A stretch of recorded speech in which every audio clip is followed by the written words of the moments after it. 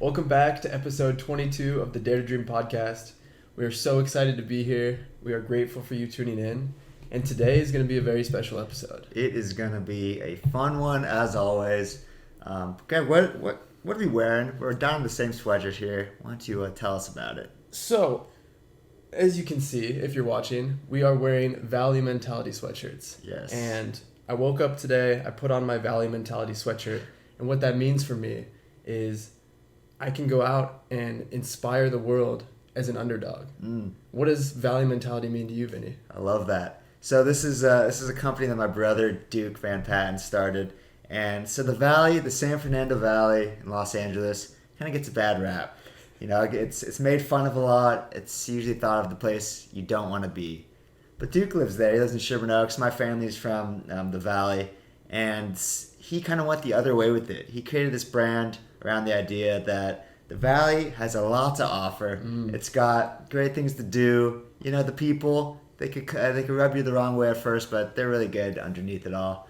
And it's just kind of the underdog story, doing what other people aren't, attacking the day, attacking the LA traffic, and living inspired.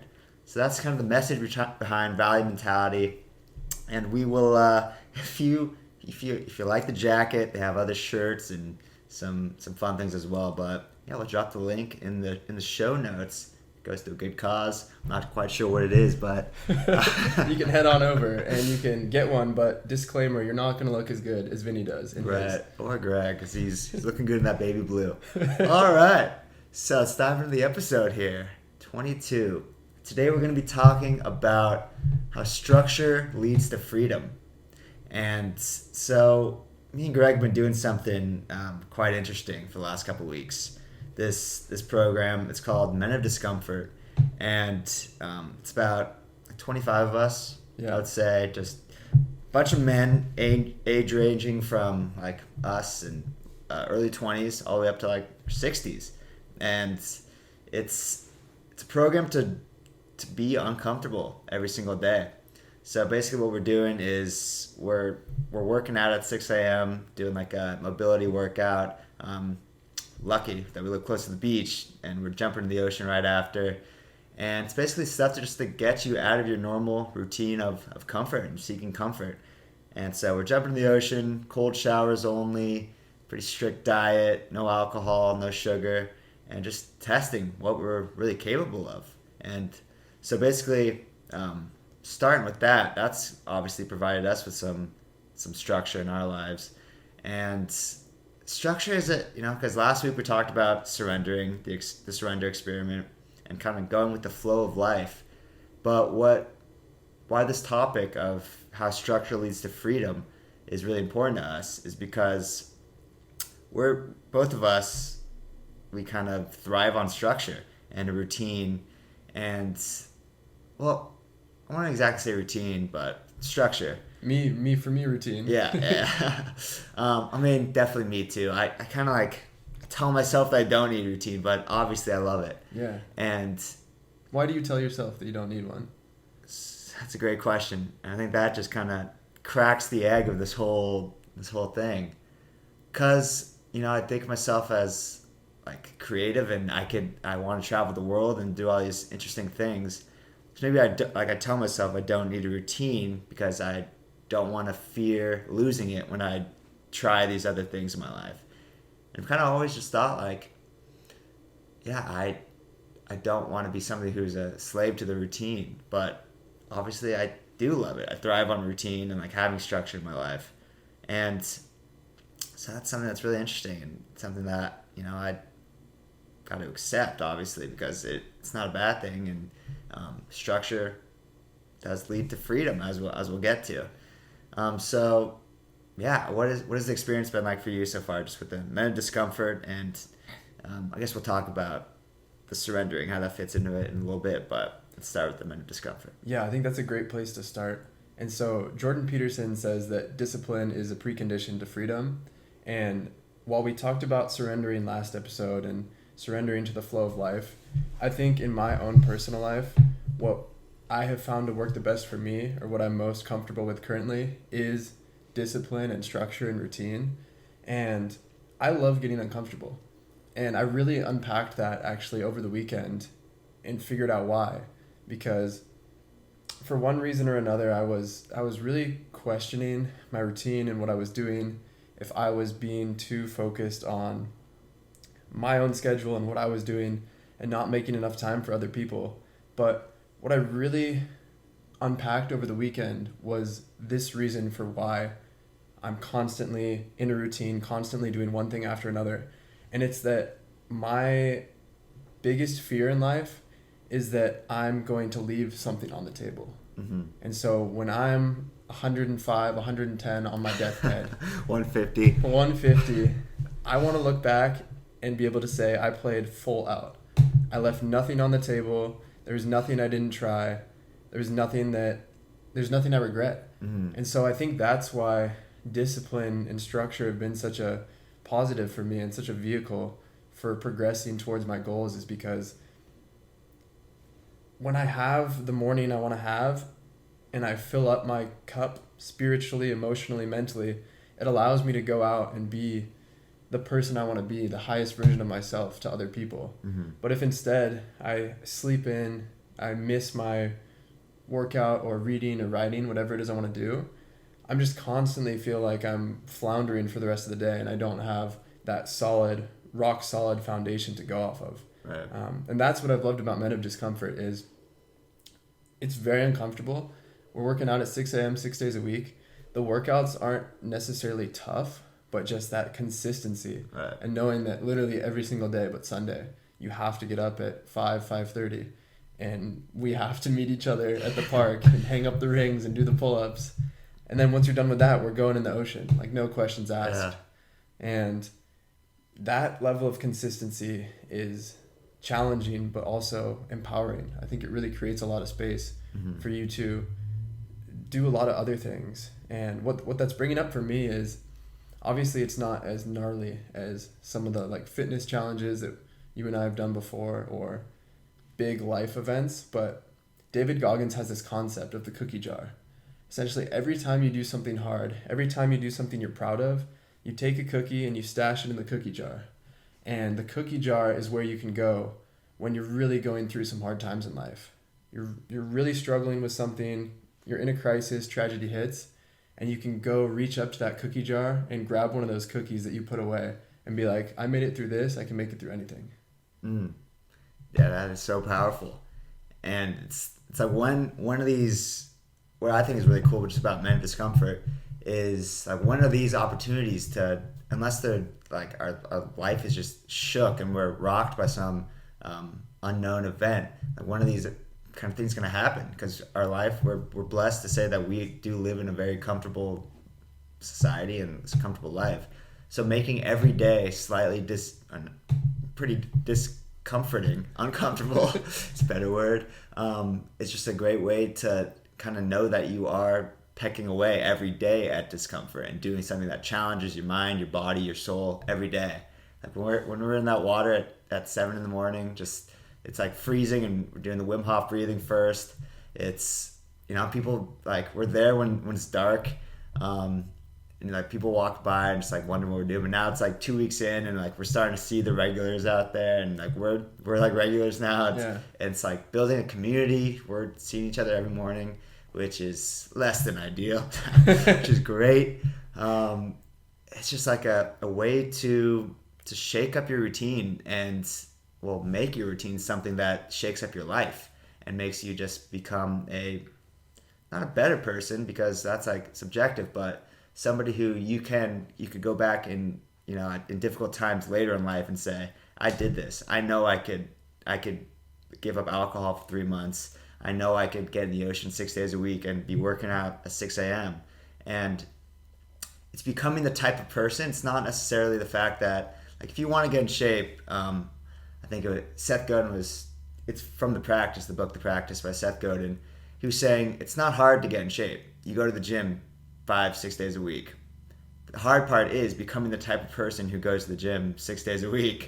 So these kind of things just kind of instill in you like this mentality that I can overcome these obstacles, and in fact they're going to make my life much more meaningful and fulfilling, and you're going to grow throughout the process. So this kind of brings in, so we could transition to just kind of, so last week we talked about the surrender experiment and surrendering to the flow of life, which I still I think is extremely important. It's how these two concepts work in together of having structure so you can allow the unknown circumstances to come into your life and then you are able to surrender to them. So instead of just like being a sail without, or a boat without a sail, I'm no sailor, so I don't know. Instead of being a boat without an anchor or a sail, just flying, just coasting around with don't know where you're going. Have some structure, so then, getting metaphorical here, when a gusty wind comes and sweeps you off course, you know where you have a compass to return to. You have something to fall back on that, and say, I've gone through this before, and now I can open myself to new opportunities. Yeah, and I think just kind of playing off of that, but using a different metaphor, for me, discipline and structure are like the bumpers. Mm-hmm. They're the bumpers at the bowling alley where I can do my thing and go any which way I want down the lane. But if I go too far to the left or too far to the right, I'm going to come up against the bumpers, and that lets me know kind of where to go next, and it makes sure that I'm aimed in the direction I'm aiming at. Gotcha. Something that came up earlier when you were talking about just you don't want to be on your deathbed and looking back and not regretting anything. Do you think you would regret maybe I didn't spend enough time? I think I know the answer in a sense, but do you would you regret saying I didn't spend enough time just like being not still, because you could definitely find stillness in having a strict structure, but just making time to do nothing? Yes, definitely. I don't think anyone gets to the end of their life and wishes that they worked more mm-hmm. or spent more time at the office. The literature on regrets of the dying is out there, and it's mostly, I wish I spent more time with my family. I wish I put my relationships first. I wish that I had the courage to live a life that was truly my own, not the life someone else expected of me. And that is like the constant thing I think about, because you're totally right. I want to make sure that I spent enough time just living mm-hmm. and just being and enjoying myself. But at the same time, I also want to make sure that I made a difference and that I rose to my potential. I don't think we can ever achieve our potential, but I think you can constantly get closer and closer to it. Mm-hmm. And that's really where the balance is. It's a balance of, I think, just spending time with the people you love most, and then also working towards your mission. Mm-hmm. But then that's just my opinion, and I'm sure my opinion is going to change 300 times throughout my life. Yeah. It's the big question of how do you win at the game of life? Yeah, it's like, this is, perennial question. It was like the exact same thing that I was listening to on Tom Bilyeu's podcast, Impact Theory, with Ryan Holiday, and he's just talking about like parenthood. And Ryan Holiday is a Stoic philosopher and writer, and he's just talking about how when his kid runs in the room and he's like working in his office on a book, he doesn't, he heard, there's this like famous, somebody said this, that this writer from 20th century was like at a cocktail party, and somebody told him, each kid you have is a book that you won't write. And so Ryan Holiday was just talking about how do you find the space to like allow for that moment to happen? Your kid comes in the office and he like wants to play with you, but how do you choose whether to spend time with him or be like, no, I'm working, I have to do this right now? Because he said he doesn't ever want to, like when his kid puts out his hand, he never wants to not take it. And Tom Bilyeu was coming back because he doesn't have kids, and he's like, I have so many things that I want to do. Kids don't fit into the equation at the moment. So it's like, obviously this is a lot to unpack in this. Where do you find structure, and where do you fit in the time to kind of just be and enjoy life? That brings up an interesting point that I want to touch on real quick, is that I found I have the best deepest, most insightful conversations with people when it's like the worst possible time. So I'm just getting ready for bed, or like I just am about to head out the door and I have to go to a meeting or go do something. And like that's when I start to get into like an amazing conversation with one of my roommates or something. And so what I've tried to do in those scenarios, if I obviously can push, if it's just my bedtime, I can move that a little bit, but just kind of accept that life's greatest moments often happen at very inconvenient times, and just accepting that and letting into that. And I think that's a good spot to let your routine bend and stretch a little bit, if it's one of those just genuine human connection moments. Definitely. And then it's just, those aren't going to happen all the time. So you don't have to worry that if you do that every once in a while, that you're going to completely be off your schedule. Right. I think that just fits in too with like the surrender experiment. So like you create your structure and like you have, so I think this kind of unpacks the whole concept here. Like you have the structures, so when those moments do arise, you can surrender to them, and those are the moments that really make life meaningful. But without that structure and like without aiming towards something, every moment could kind of be like that, and you don't know where you're kind of differentiating, and you're kind of just floating from one thing to the next and potentially wasting time. So yeah, I think, yeah. I want to go back to a couple of things. One is that I think it's really interesting. You were talking earlier how we live in such a comfortable society, and it's true. I mean, you can go through weeks, you can go through years of your life just being unbelievably comfortable. You can eat fast food that tastes really good. You can not go to the gym. You can just sit on the couch and watch movies, endless movies and TV, like anything you've ever wanted. And it's funny that in a society like that, we have people who are running Ironmans. They're traveling to mountains to climb, like they're hiking Mount Everest or Mount Kilimanjaro. And I can't remember who was talking about this, but essentially like our society has become so comfortable and safe that the things we do for fun are extremely dangerous things that when we were hunter-gatherers, like we were trying to avoid climbing the mountain. Yeah. And skydiving, obviously not skydiving, but like doing those high risk activities. But we've become so comfortable that that's what we seek now. We seek those peak performance, like adrenaline filled experiences. Yeah, we seek challenge, and this like we literally are seeking discomfort. Like that's what we're doing, because that's what gives us meaning. And it's like Brave New World, Aldous Huxley, great book, just dystopian world that's built upon comfort. And at the end of the book, sorry if you haven't read it, it's basically like, main character wants the things that make life kind of tragic and devastating and tough, because that's what actually makes us realize how good the comfortable things are. And without that bad stuff, not bad, but uncomfortable stuff, maybe it's harder to appreciate the comfort. And I think it 100% is. Like when we get to this 3 months, like how much more are we going to appreciate not getting up at 5? Dude, that really resonates with me. I think that speaks to, so you and I have both done 3-day fasts this year. And when you don't eat for 3 days, you come back and you have like a plain carrot. It's literally the best thing you've ever tasted in your entire life. It's such a good reset. And I think that's really why I love putting myself through these challenging, uncomfortable situations, is because it makes you so damn grateful for the rest of your life and for all of the little luxuries and conveniences you have throughout your day. Definitely. Yeah, that's a great point. It's to appreciate how good we have things. We have to kind of challenge ourselves and figure out ways to, make life meaningful and put ourselves in, strive towards something that really matters to us. And yeah, I think this kind of brings me to the next point. It's just a great quote by Green Lights, Matthew McConaughey. Terrific book. But it's a concept that just keeps, I'm just seeing more and more. Like, literally, as we thought of this, I started seeing it everywhere.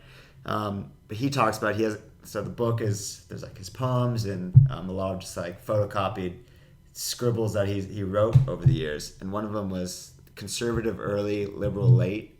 So it's like, not even in a political sense, but that you have to create a structure before you can start breaking the rules.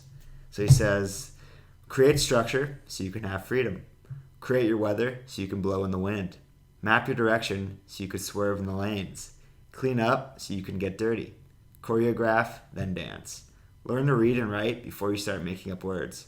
Creativity needs borders. Individuality needs resistance. The earth needs gravity. Without them, there is no form, no art, only chaos. I really like the part where he said conservative early, liberal late. And to me that made me think of be conservative early in the morning and make sure you take care of all the things you need to get done. Meditation, writing, maybe yoga, whatever it is, so that you can be liberal later in the day and give your attention and your energy and really give yourself to other people and go out and have fun. Yeah, surrender to the moment that presents itself and the opportunities that come about. Because if you don't have that structure early on, if you haven't feel like you've taken control of your day by starting with the morning, it can feel like you're kind of just drifting through the day, and then you don't know which is kind of what you should be giving your attention to. So I want to talk about this concept from Beyond Order by Jordan Peterson.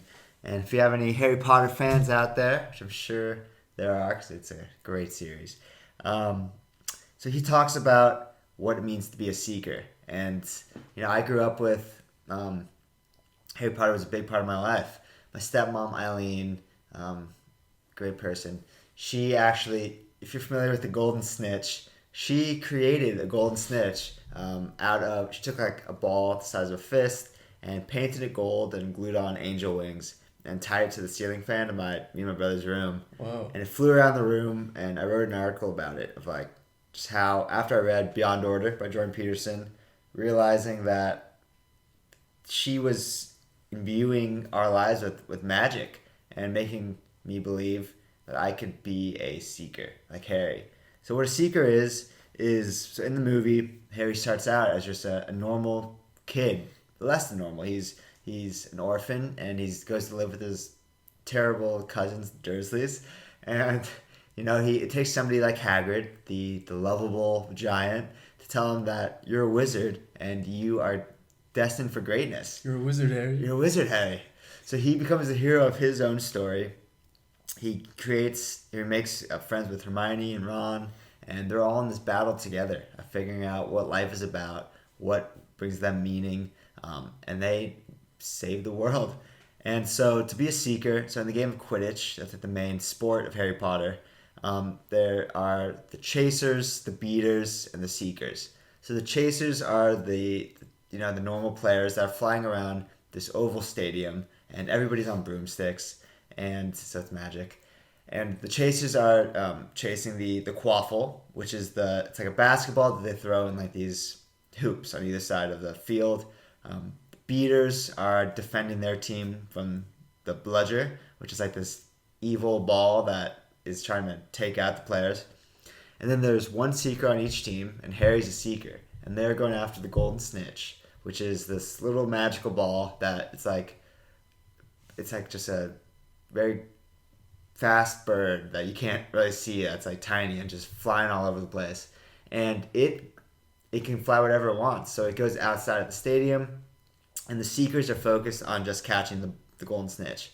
So you kind of have to be a master flyer to be a seeker, because if you capture the golden snitch, your team essentially wins the match. You get 150 points, which basically gets you the victory. And so they kind of have special rules. They're playing a different game than everybody else because they're primarily focused on this magical entity that holds all of the meaning in the game. And they get fouled the most because they're not paying attention to the bludger. So that's why the beaters are defending them. And they might, like in, I think it was the third movie, where they're flying through like the innards of the stadium. It's like the bludger is flying through and just destroying the stadium.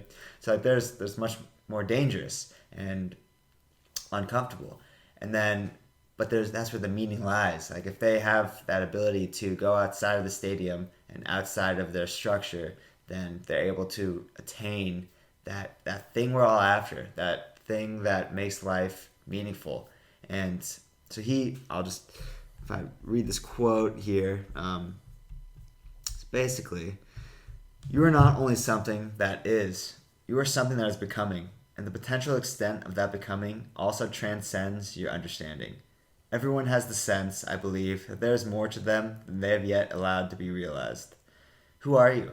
More importantly, who could you be if you were everything you could conceivably be?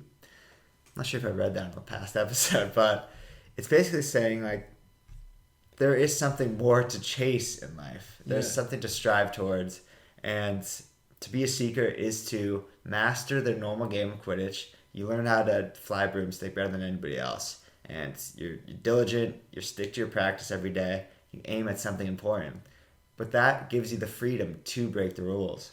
So once you have structure, you're able to create freedom. I love that. And that really relates to how I view life, is that just mastering your life and your personal development, that's the game of Quidditch. You need to do that before you can move on to something else. But once you have your discipline and your routine and everything's on lock, then it creates this freedom to go do all of these things you want to do, right? If you're in great physical health and you just feel amazing, you have all this energy because you've cultivated a practice that creates that for you in your own life, then you can go out and be extraordinary. And you can go be a seeker. You can go aim at the highest possible good you can conceive of. Mm-hmm. And I think that's a great analogy for life, and why, for me, having a routine and being disciplined and mastering that normal game first is so important. Definitely. And I think this has been I've been reading The Practice by Seth Godin, and the book is all about how, there's this idea, and I think this kind of goes back to what we're talking about at the very beginning, how maybe it's tough for me to say, like, I love my routine because I want to think that I'm like a creative person who doesn't need a routine, and I want to be traveling the world and not stuck in like a routine where I'm like comfortable. I want to be able to do these things. But the practice is all about, you don't need to be like, first you need to create a practice. So basically figure out something that, like, if you're questioning what you might be passionate about, if you just kind of don't know what will give you that something to strive towards, that meaning, basically think about what will make your life a little bit better than it is now. What is something that you could take a small step in the direction of, like, bringing you actual joy? Just kind of notice what throughout the day, or just throughout your life, what has brought you some sense of joy, and get into a practice of cultivating that. And if you want to be a creative person, because you can be, like, we're all creative people, creativity doesn't come from some muse who strikes and it's like that's the only opportunity to be creative. The practice is all about creating a routine, a structure that you do every day regardless of if you feel like it or not, if you feel like being creative.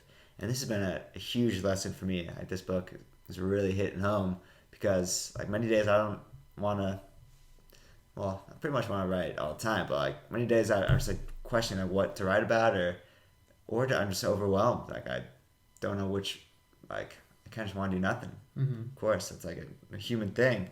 But creating a practice where the practice creates, like, the output, obviously, but the practice creates the creativity. So it's not like you have to wait for the inspiration to strike. Think about what you might just make you happy, and then get in the process of doing that thing every day. So Seth Godin, he blogs every single day. And I think it was really interesting. He's like, that was something I committed to a long time ago. Now I don't have a choice. Like, I'm gonna do it. And I think that's like at least with just one thing in your life, maybe that's a good challenge for you. Think of something that you can commit to, that you can add into your routine or your structure, that is going to be part of your daily practice. And do that thing, whether you feel like it or not, every day. That's going to give you something to strive towards. And it can be super simple. It doesn't have to be something very complex. It should be really simple. Like, start as small as you can, and consistency is the most important thing. Just showing up every day and doing the work. Do the work, baby. And it just becomes more fun that way. You find more meaning, and you could, like, for the first time, really seeing just how this, like, output that I'm putting my whole heart and soul into is, like, it's been a year now since the, like, created this new kind of lifestyle, and I'm seeing the fruits, and like it obviously brings me so much joy. And so you'll see it. Just start with the smallest like thing you can think of. And if all of this sounds uncomfortable, if a routine sounds boring and mundane and like something you really don't want to do, give it a try. Maybe that's exactly what you need, to be challenged, to be uncomfortable. Mm-hmm. And if you have a routine and you're super comfortable with it and everything's going great, mix it up a little bit. There's so much benefit to going through challenging situations for when you actually face that unexpected circumstance in life, that you know you can handle it because you've been practicing, you've been training. Yep. Train for life. Train for whatever can come your way. You never know what's going to happen, but enjoy every step of the journey. Enjoy it all. I think that's going to do it for episode 22. Thank you so much for tuning in with us today. So grateful for you all. Grateful for you, Grateful buddy. for you too, buddy. All right. We'll see you next week.